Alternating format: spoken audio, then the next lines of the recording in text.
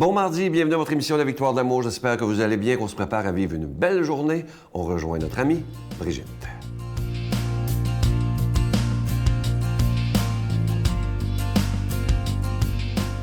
Bon matin tout le monde. Alors, on continue avec notre livre En chemin vers l'essentiel. Et je vous disais la semaine dernière, c'était quoi les 5 essentiels? Il y avait la prière, la vie fraternelle, la formation, le service et la mission. Alors, à partir de ça, bien, où est-ce qu'ils ont pêché ça, tu sais? Où est-ce que Rick Warren il a pêché ces 5 essentiels-là? Bien, c'est très simple, il a pêché ça dans la Bible. Alors, dans Acte 2, prenez des notes là, Acte 2, 1 jusqu'à 47, c'est bien ça, oui, 1,47. Si vous lisez Acte 2, 1,47, vous allez voir ces 5 essentiels à l'œuvre. Et qu'est-ce que c'est ce bout dans l'Acte des Apôtres?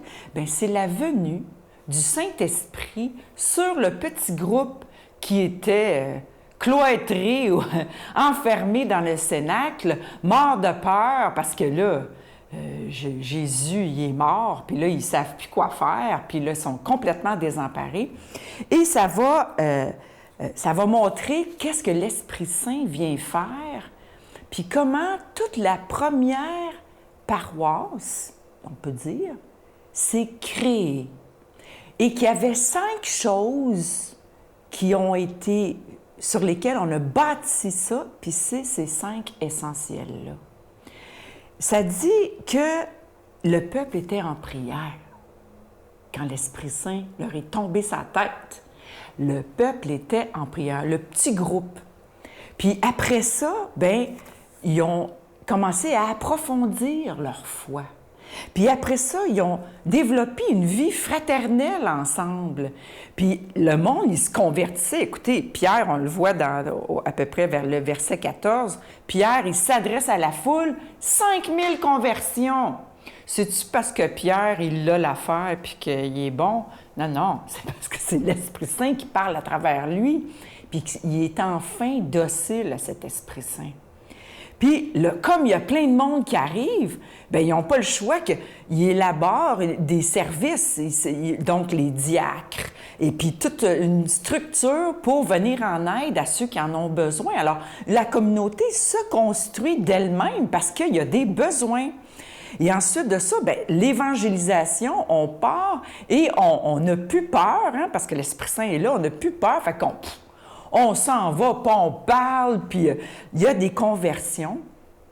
Et je dirais que dans ce livre-là, En chemin vers l'essentiel, comme il y a un lien, il y a un 6e essentiel qui a été ajouté, je dirais, puis que je trouve très important, c'est le lien avec l'Église universelle, l'Église catholique. Donc, gardez ce lien avec notre Église qui est l'Église universelle. Puis c'est même dans l'Acte des Apôtres qu'il faut garder ce lien. On continue la semaine prochaine. Notre Père qui es aux cieux, que ton nom soit sanctifié, que ton règne vienne, que ta volonté soit faite sur la terre comme au ciel. Donne-nous aujourd'hui notre pain de ce jour. Pardonne-nous nos offenses comme nous pardonnons à ceux qui nous ont offensés. Ne nous laisse pas entrer en tentation, mais délivre-nous du mal, car c'est à toi qu'appartient le règne, la puissance et la gloire pour les siècles des siècles. Amen. Dans le cadre des festivités du 25e anniversaire de la Victoire de l'amour, nous vous invitons à un pèlerinage inoubliable en France, en compagnie du père Michel-Marie Brigitte Bédard, Miguel Padilla et la participation occasionnelle de Sylvain Charon. Nous visiterons Lourdes, Saint-Malo, Mont-Saint-Michel, Lisieux et Paris. Nous assisterons au spectacle musical Bernadette de Lourdes qui attire les foules du monde entier. Célébration eucharistique avec le père Michel-Marie, du 25 septembre au 6 octobre 2020. Information 1-877-277-4412.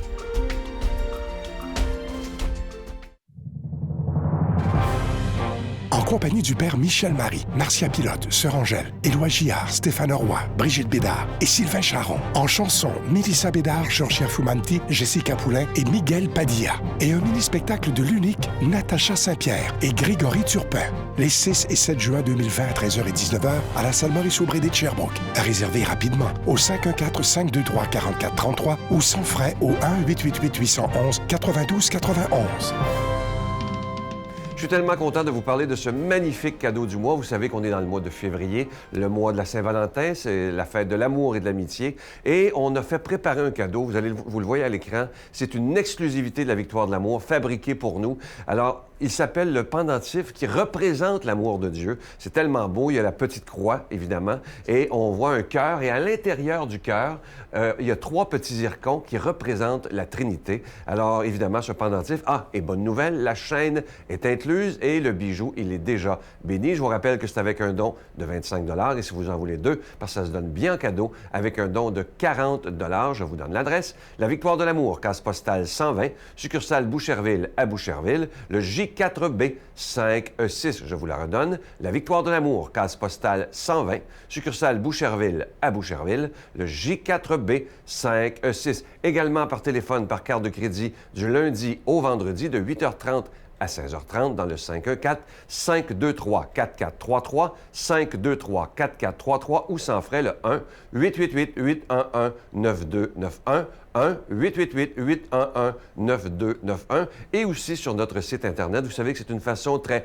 rapide, sécuritaire et efficace de faire votre don. C'est le www.lavictoiredelamour.org et je vous rappelle également que vous recevrez un reçu pour fin d'impôt. Alors regardez-le bien, il est magnifique. Le pendentif qui représente l'amour que Dieu a pour nous avec une petite croix, avec un cœur et à l'intérieur du cœur, 3 petits zircons qui représentent la Trinité. Merci de tout cœur.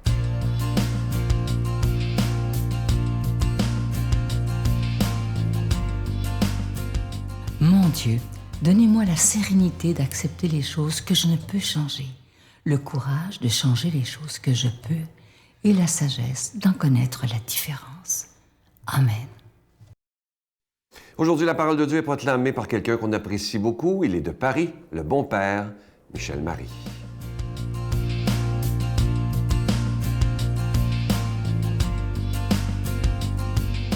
Et je vous retrouve avec beaucoup de joie, amis du Québec et d'ailleurs, Évangile de Jésus-Christ selon saint Marc. En ce temps-là, les pharisiens et quelques scribes venus de Jérusalem se réunissent auprès de Jésus et voient quelques-uns de ses disciples prendre leur repas avec des mains impures, c'est-à-dire non lavées. Les pharisiens, en effet, comme tous les Juifs, se lavent toujours soigneusement les mains avant de manger par attachement à la tradition des anciens. Et au retour du marché, ils ne mangent pas avant de s'être aspergés d'eau et ils sont attachés encore par tradition à beaucoup d'autres pratiques, lavage de coupes, de carafes et de plats. Alors les pharisiens et les scribes demandèrent à Jésus « Pourquoi tes disciples ne suivent-ils pas la tradition des anciens ? Ils prennent leur repas avec des mains impures. » Jésus leur répondit « Isaïe a bien prophétisé à votre sujet, hypocrite.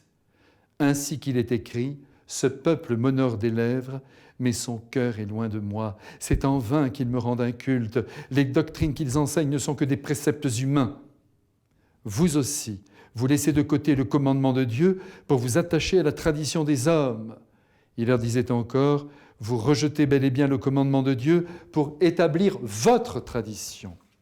En effet, Moïse a dit, « Honore ton père et ta mère, et encore, celui qui maudit son père ou sa mère sera mis à mort. » Mais vous, vous dites, supposons qu'un homme déclare à son père ou à sa mère « Les ressources qui m'auraient permis de t'aider sont korban, c'est-à-dire dons réservés à Dieu, alors vous ne l'autorisez plus à faire quoi que ce soit pour son père ou pour sa mère. Vous annulez ainsi la parole de Dieu par la tradition que vous transmettez, et vous faites beaucoup de choses du même genre. » Mes frères bien-aimés, alors que le Christ se tient bien tranquille en compagnie de ses apôtres dans un village du pays d'Israël, voici que viennent à sa rencontre des envoyés du pouvoir pour le prendre en flagrant délit d'opposition à la loi. Mais oui, la troupe des pharisiens en a assez d'entendre le nom du charpentier de Nazareth courir sur toutes les lèvres. Le peuple en est fou, et eux le deviennent. et ne désire plus qu'une chose, faire disparaître de la circulation cet agitateur public qui prétend connaître mieux qu'eux la loi de Dieu. Et voici donc nos chers enquêteurs qui débarquent et qui surprennent Jésus sur le point de déjeuner avec les siens. Comme de coutume, les pharisiens commencent à regarder, à fouiller dans la vie des amis du Christ pour y dénicher l'erreur qui pourrait tous les condamner. Et voilà qui est fait, car les apôtres ne se lavent plus les mains avant les repas. Jésus les en a déjà dispensés. C'est incroyable.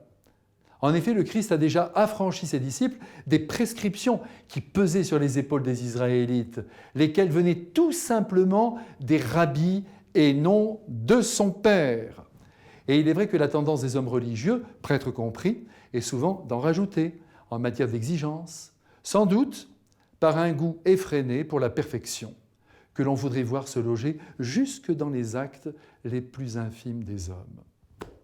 Aussi, quand Jésus se rend compte que les pharisiens regardent d'un mauvais œil ses amis, quand il se rend compte qu'ils sont jugés sévèrement, accusés de ne pas respecter la loi de Dieu, son sang ne fait qu'un tour. Et sa réponse en est cinglante. Eh bien, pour qu'elle soit cuisante aussi, il s'abrite à présent derrière l'autorité du grand prophète Isaïe, qui déjà, 7 siècles auparavant, jugeait hypocrite le peuple d'Israël. Écoutez la voix de Dieu. Ce peuple m'honore des lèvres. Autrement dit, il récite ses prières, mais son cœur est loin de moi.